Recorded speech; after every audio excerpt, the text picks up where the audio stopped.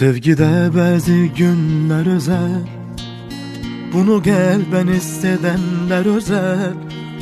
Duyar şirin sevgi dadını, eşkle bezenen isler ne güzel. Bu inanan senimi saf gülüm, kalp sözümü sana ithaf gülüm. Ben eşkimden hiç bes etmedim, bu sevgimi sana itiraf günüm. Sevgililer gününde bu güller sen elimde, sevgilim canım güzelliğinden.